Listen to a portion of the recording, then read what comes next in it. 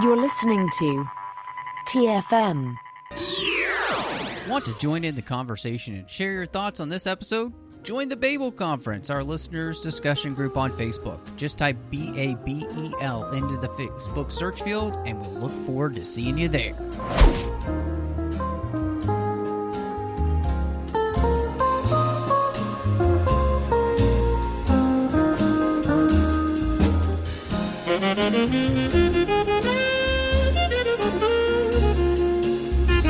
Hello and welcome to TFM's local watering hole, and I am just one of your hosts, Matthew Rushing, and with me, of course, as she is pretty much every single week, the one, the only possible double, triple, I don't know how many different types of agents, Christy Morris. Yes, I am back, and that's a pseudo agent. That's what I do, because I could flip-flop at any time. Okay, that makes, I guess, some sense. So, and I have fighting great. skills. Yes. I mean, you can't be some sort of secret agent without incredible fighting skills, which I'm so glad that you have. But Christy this week has dragged me into the world, that's right, it's her fault, of I Spy. And so we are going to be covering that. But before we dive in, just a reminder, of course, you can subscribe wherever you're listening to this, and that way you'll get all of our episodes as soon as they come out. So you can also help the show by sharing us all over social media. You can find us on X over at the 602 Club, on Instagram at the 602 Club TFM, and we're on Facebook at facebook.com/TrekFM. So interact with us, follow us in all of those places, share us with your friends. You can also find us on the Listeners Only discussion group with the Babel Conference on Facebook. Just type Babel into the search field. You'll be able to find us there. And then, of course, as well, talk to listeners from all the world. And you can also support us on Patreon at patreon.com/TrekFM and make sure that all of the different shows keep coming to you each and every week. So, Christy, I am actually just kind of interested in this. It's not even on our outline, but it was just something that I was thinking of. And we talk about this, obviously, frequently when we talk about films, but where did you, first discover this movie, and kind of what made you think, oh, I've got to make Matt watch this? Well, this was another from my dad's library of films. This was something I saw when it first came out. I believe, I don't think I ever saw it in theaters. I'm pretty sure it was no, it did go to theaters. I was going to say direct to video, but maybe it's not. No, it came out in 2002, and it was definitely in theaters. Yeah. So we would have seen it once it was no longer in theaters. And just something that my dad and I decided to check out because it had Owen Wilson and Eddie Murphy. And, had a bonding moment seeing a spy-related movie. And then, I dragged you into this because you said you had never seen it, and I brought it up in passing, and I was like, well, now you have to see it. Yes, you did. So, yeah, this is one that I just missed back in the day, and I don't think it was, necessarily for any specific reason. Back in 2002, I was in college, and so, I definitely enjoyed going to the movies, but I wasn't going to necessarily get a chance to see every movie with a busy schedule. And so I definitely missed this one growing up and at the time period that it came out. So, and this is also, I was really shocked in a lot of the ways, like Man from U.N.C.L.E., this is also a movie that had started off as a 1960s TV show with Bill Cosby and Robert Culp playing. Robert Culp was Kelly Robinson, and Bill Cosby played Alexander Scott, or Scotty. And so, and they kind of did this idea of going undercover as tennis bums. And did you ever see the TV show at all? Did you even know that this was previously a 1960s TV show? No, that's the crazy thing. the first time I saw this movie, I didn't know that. And then now when we were doing the rewatch, obviously looking up more background on the movie, saw that this is where it originated and that this was actually a remake of that show. So yeah, that was new information to me as of this rewatch, which is crazy. I feel like I would have at least heard of it, but it didn't seem like it was that great either. I mean, I don't think that the term tennis bums really translates either. So does that mean they're like band groupies where they don't actually play tennis professionally? They just follow other tennis players? Robinson, played by Robert Culp, was an amateur tennis player, and Scott was his trainer. And that's what they were posing as. Okay. But yeah, I think you're right. I don't think that this show probably had the same type of staying power. It didn't really seem to. Obviously, it's something like, Man from U.N.C.L.E., where it was on for many seasons. Again, this was 3 seasons, so that especially at that time period, not that long, when so many of those shows went for so many seasons. And so, yeah, I was not aware of the fact that this had been a television show until I started doing a little bit of reading there, and I was like, oh my goodness, that's crazy to think that, at this point too.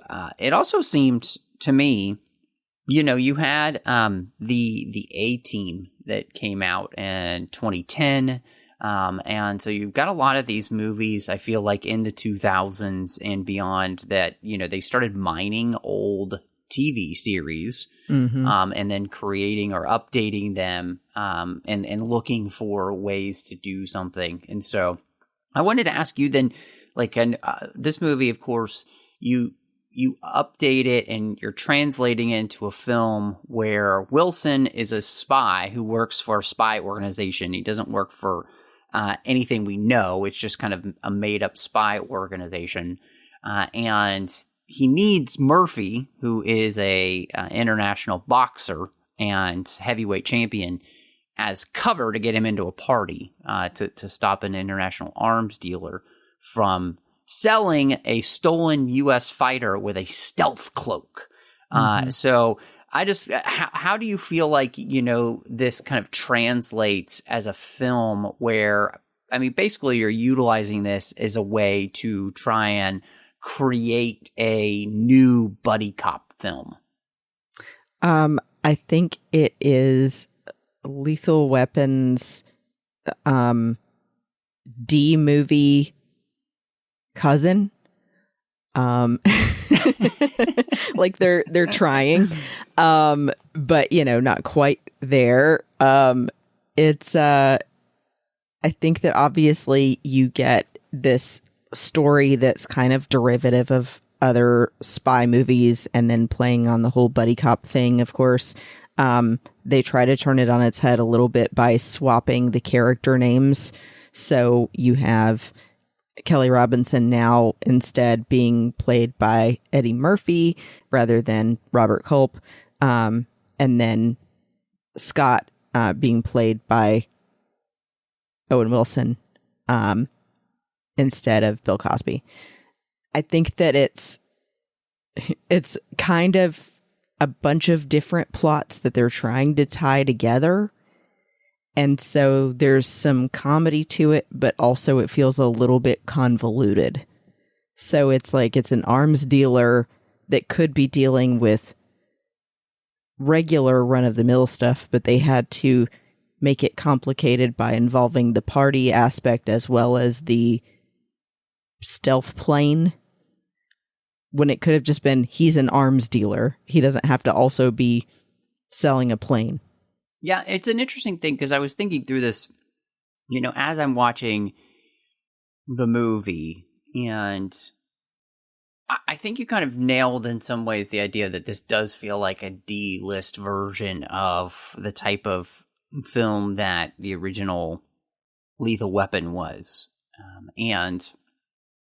But it also, one of the things in the translation, from a TV show, which I did not get a chance to watch any of the episodes of the show to see what it was like, but I think the tone of the film was really strange to me in some ways because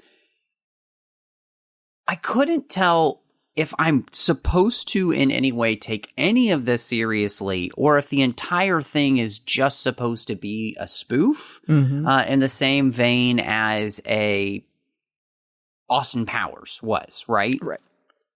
And it's like, is this just supposed to be a ridiculously outlandish comedy, or is it a spoof? Or and that's the thing. It's like so much of the humor I think really feels like a spoof more than it does necessarily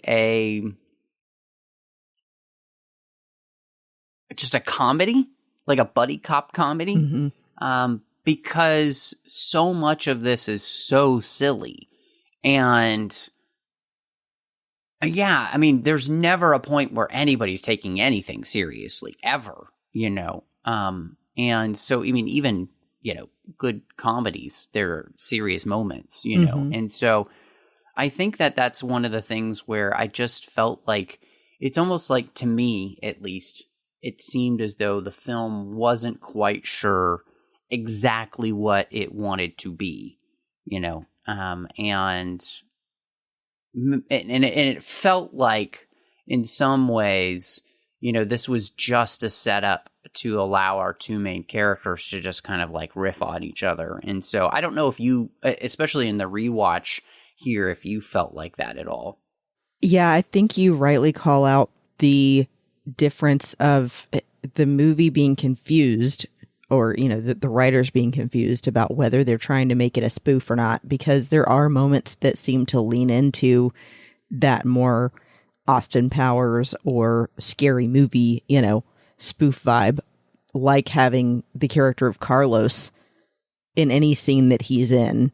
You know, it seems like it's a crack at like Steven Seagal or Antonio Banderas. Yes, yes. But then the rest of the movie seems like they take themselves seriously, but they have those comedic moments. So it does go back and forth. Yeah, no, I agree with you on that. You know, I think it is kind of a strange thing. And I guess in part of that, you know, as we're talking about it, I kind of wonder for you, because this is, you know, whether it's a comedy or some sort of like spoof or whatever, that really raises the question for me of whether or not the humor ends up working for you. Because with the fact that the movie can't seem to quite figure out exactly what it wants to be in that sense, then does the humor translate for you, and did it work for you at all? You know, the funny thing is, looking back, I feel like when I first saw this movie, I thought it was hilarious. But then also, I'm saying I was a kid. I was in either middle school or high school at this point, like right around 9th grade, I think. And now rewatching it, it's like you suddenly realize, oh, it's not what I thought it was. You know, and you have these moments where there are occasional scenes where I still laugh out loud, but the majority of it doesn't hold up on the rewatch. And I say that because, for example, my husband and I were joking, I wonder if anyone has counted how many times Eddie Murphy says his name in the third person. Right. Yeah. It's so many. And it's like he's playing himself rather than it being any kind of good acting. It's just Eddie Murphy really leaning into being who he is in a lot of movies. And then kind of the same thing. It's like a typical Owen Wilson, I don't want to say slapstick comedy, but like not great comedy way of portraying a character. And the two of them together occasionally have some good chemistry. Like the scene in the sewer, I actually thought was kind of sweet. But the whole rest of the time, you just can't take anything seriously. I think that there are places where things, I guess, you know, in all honesty, the places where things work the best are most likely the places where there's something actually funny happening happening between the two main characters. Mm-hmm. And yet at the same time, I think what's really interesting about everything is that, I don't really think that the humor works very often. There are just too many places where things aren't very funny. Mm-hmm. I mean, case in point, the scene where it's just the scene where, Owen Wilson is trying to kind of seduce Famke Janssen's character and, but he's got Eddie Murphy in his ear giving him the lines Mm-hmm. to use. And it's just the whole thing was not really very funny, and partly because I've seen it done so much better in other films, and this just felt kind of lazy. And I think, in all honesty, that's probably the problem I have with most of this movie, is that most of it, to me, just feels kind of lazy. There isn't really anything interesting or exciting that happens, off the comedy. I also think of just the movie itself, and the plot line of it. Like, there is nothing original, there's nothing new, there's nothing they're adding to anything in this story whatsoever. Everything about it just feels, I would say, completely blasé, and in some ways kind of boring, to the point that I think the biggest issue then is the fact that with the buddy cop duo of Owen Wilson and Eddie Murphy, does that keep you interested then in the film at all? Or do you find yourself kind of, getting bored by the film? I would say overall bored at this point. Because exactly what you said. I mean, if you think about the any of the jokes down to the gear thing that they were talking about in the beginning of him, all of Scotty's gear being 10 times bigger and clunkier than Carlos's gear. I mean, Right. We've seen that a million times in other spy movies. And having the agent that you wish you were as cool as, or being the guy who always screws up the mission. It's just over and over again, lazy storytelling. And not even a great joke to begin with. Right. So, yeah, I mean, you're left kind of feeling like the jokes are not great, and also the story itself is very surface level. Like, there aren't even any serious moments to really have a character driven scene, to have something deeper to like about it. It ends up feeling like it's just missing the meat of what would make a comedy a good comedy. Yeah, I think you're absolutely right, and I think part of that is just that neither Owen Wilson's special agent Alex Scott or Eddie Murphy's Kelly Robinson are even that interesting of characters. There's just nothing about them that I'm really excited about. And in all honesty, I think specifically just to kind of speak to Famke Janssen's Rachel Wright, the one kind of interesting thing about her character happens to be the fact that instead of liking Carlos, she likes Owen Wilson's character. And the idea of kind of somebody seeing the value of a person beyond what's on the outside and looking on the inside, but also seeing, Alex as being a competent spy and all those type of things. And then, with her character, we turn her into a double, triple, who knows type of agent, just really out for herself. And it kind of ruins her completely as a character and makes her almost completely unimportant to the story, because I don't care about her then, I don't have anything drawing me into watching her as a character, which is frustrating. And the one storyline that was somewhat interesting and kind of I'm enjoying watching is the idea that, you know, she sees Agent Scott as somebody that she's attracted to. And again, it's not because of their physical prowess or any of those things. It's because of who they are as a person. And it's like they kind of stripped away anything about her that's made her interesting. And it's like, you know, in some ways too, I just kind of felt like she's just kind of, I hate to say this, and maybe I'm wrong, but it felt like every single person in this film was in some ways just kind of phoning it in. Mm-hmm. Yeah, and I mean, I agree. I think like she obviously has a lot of potential. We've seen her in things like GoldenEye and X-Men. So it's weird here then feeling like there's just not much to do. You know that she's a good actress, but also it's what they're given. So I think also maybe that if they're phoning it in, it could be because of the lack of material to work with. You know, they're saying, well, it probably isn't going to do well.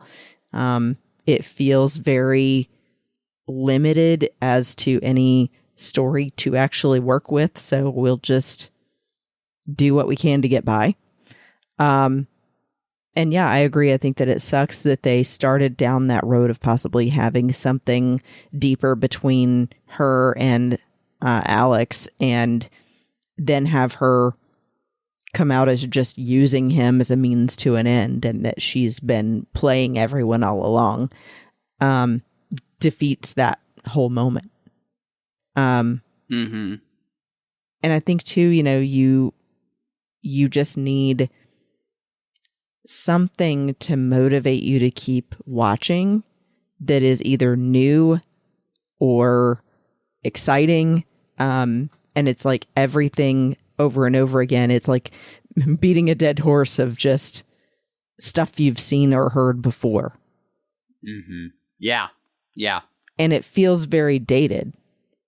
No, I think, you know, that you are right on all counts. And I think that's the thing that I also feel about, you know, Carlos, the Agent Carlos character. It's like there's just nothing to this character, and we play whether or not he's some sort of triple secret, you know, double agent, who knows, you know, and it just everything, like Owen Wilson makes a whole joke about the thing. It's just everything's gotten really muddy. It's really muddied right now. I don't know, you know, and it's just like murky and it's whatever, you know, I can't even remember because it's so blasé. And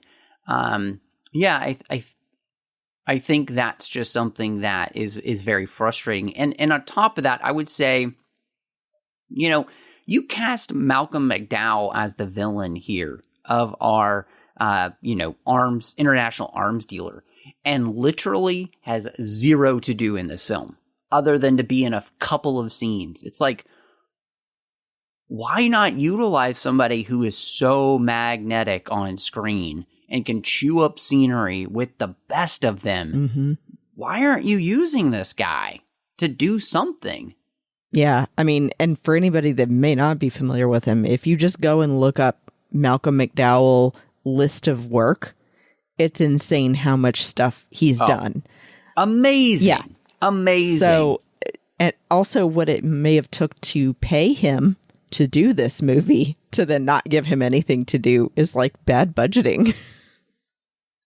So yeah, I think that it's disappointing because he can be so great that they didn't utilize him more. You know, I just want to say really quick too, the point that I was thinking of about this coming across so dated as well. I think that you see that as evidence because I don't know why it was such a thing, but around the early 2000s, do you remember that it was like fire or bad looking CG fire was in everything? Like Triple X came out around this time, Mission Impossible 2 that we usually don't name at all. And then this movie, it's all kind of that thread of like in the movie poster, somewhere possibly in the movie, and feels very much like an early 2000s thing. Yeah. Yeah. And then you pair that with these other pieces, it just feels like you said, I guess the best word is blah. Yes. 100%. 100%. Early 2000s blah.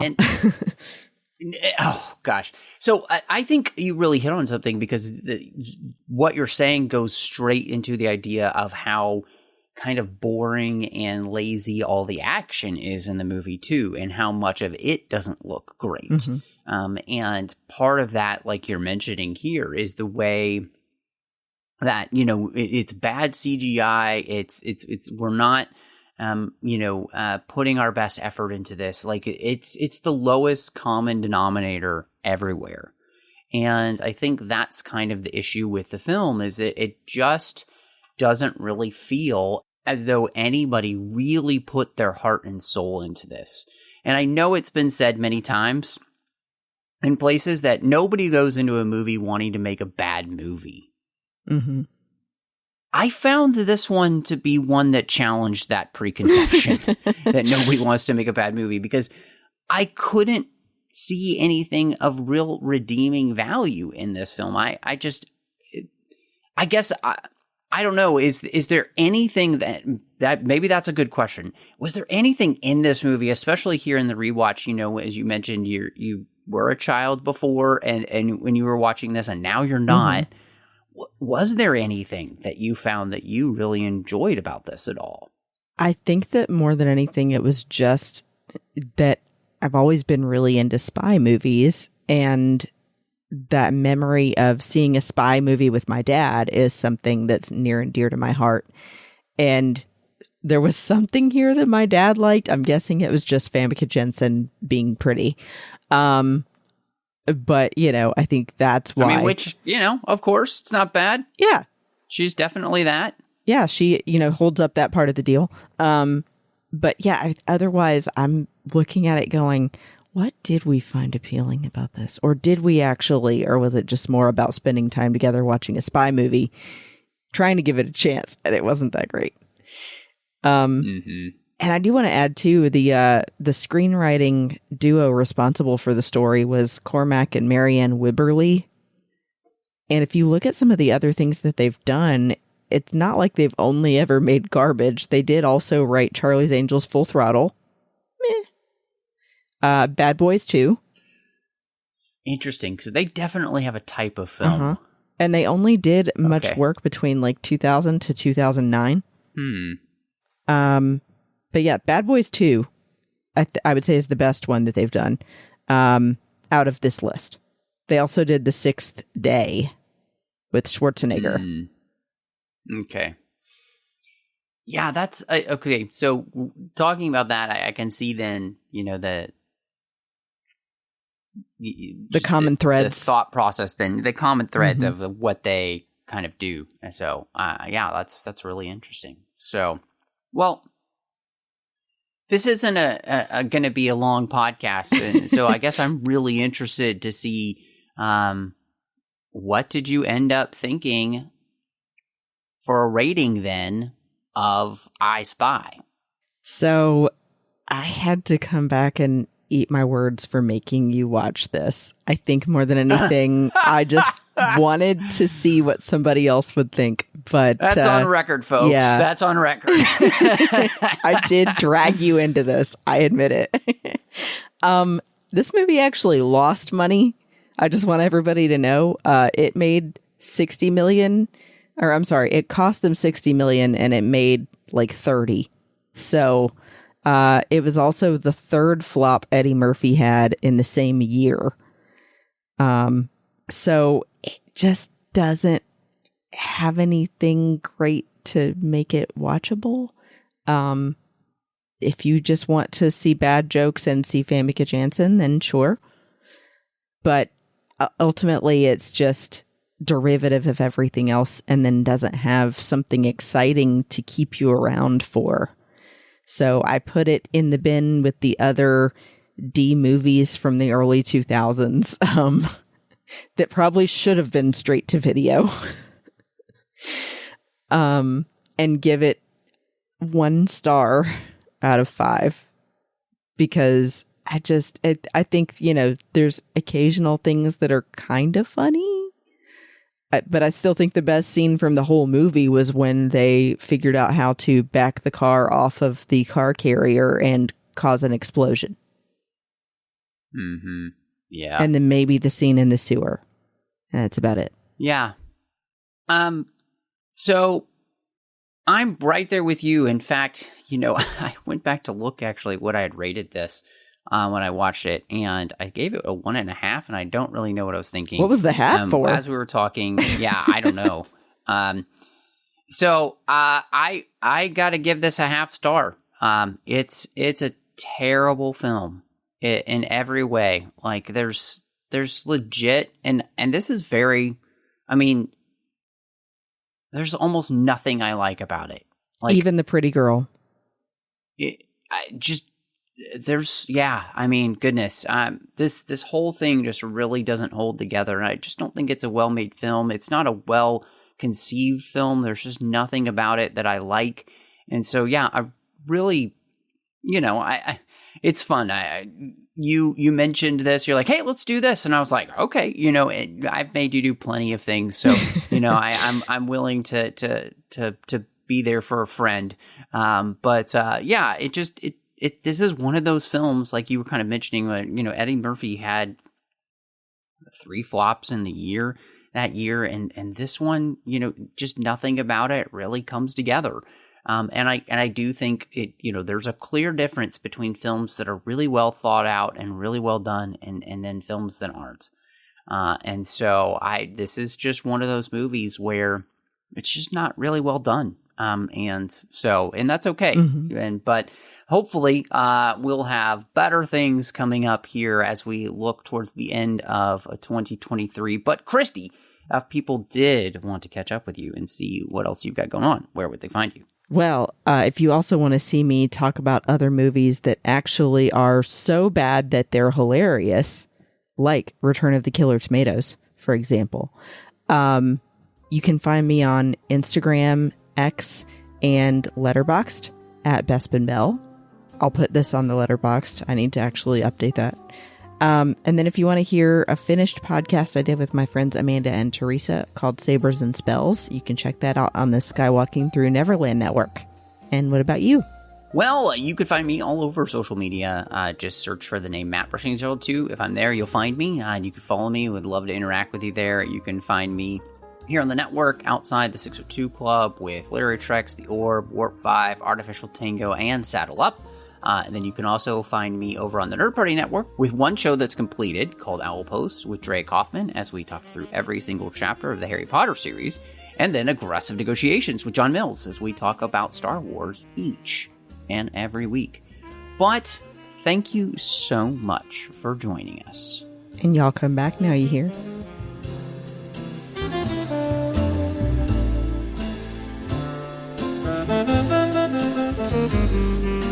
Thank you.